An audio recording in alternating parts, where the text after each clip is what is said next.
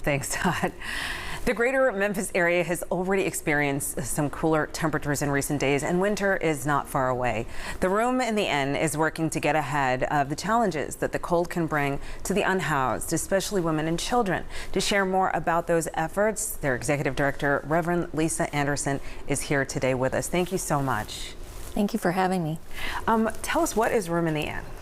Room in the Inn is a network of congregations that seeks to address an issue in Memphis with the lack of emergency shelter. Wow. We do a lot more than that, but that is our primary mission. It's amazing. How did you, everybody decide to come together to do this? It really was just seeing a need that having free, safe emergency shelter was as something that was lacking during a time that we were starting our organization. And so for the past 16 years, we have provided that during the winter and the hot part of the summer. Yeah, I mean, some people are surprised when they hear that there is actually rent to, well, yeah, I call it rent, but you have to pay to stay somewhere, even if you're unhoused in our community. So that is true for several places. Yeah. And so congregations are trying to fill in that gap, especially for women and children now. Yes, and so describe the need for an emergency shelter. So night-to-night shelter is what we're talking about. Street level, people who find themselves in the afternoon without a place to go. And often Room in the Inn is the last resort for that.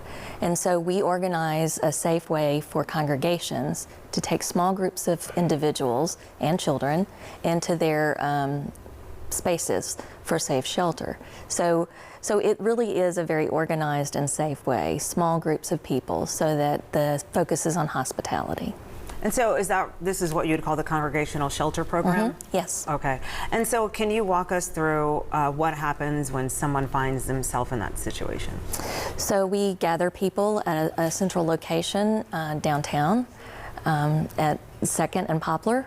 And that is just a place that we organize them. We do some registration. We get to know them.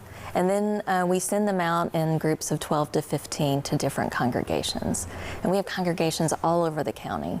From anywhere you can think of, we have a congregation. Wow. How do you identify who can be part of this?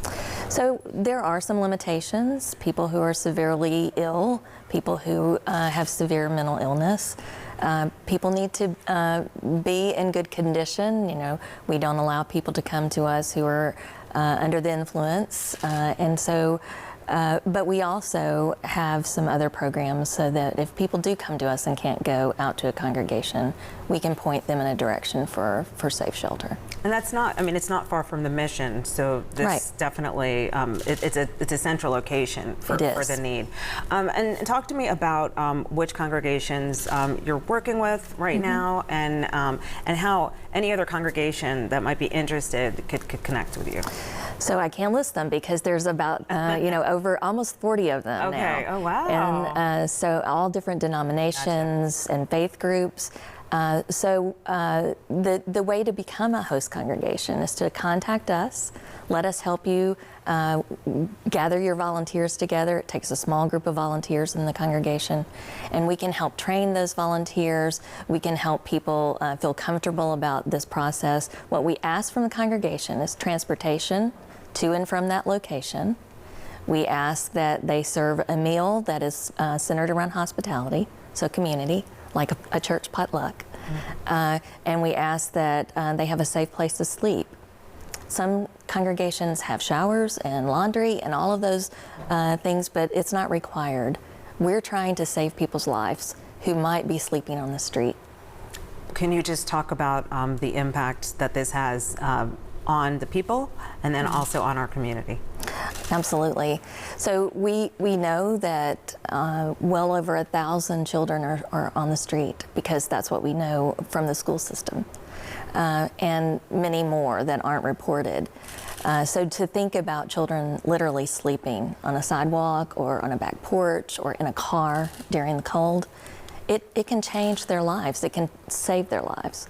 So, and it also, what is wonderful about Room in the Inn is that it is a two-way advantage, because we get so much from getting to know them.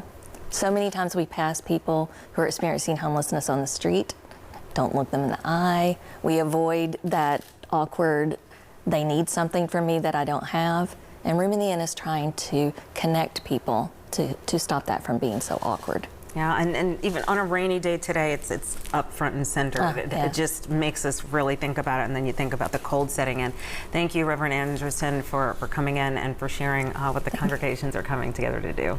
Thank you. And there's more Live at 9 coming up this morning. We're going to take a short break and then meet the Memphis Challenge alum who is making a name for herself in the coffee industry. Find out how this entrepreneur created her brand and is now working to help others do the same. Stay with us.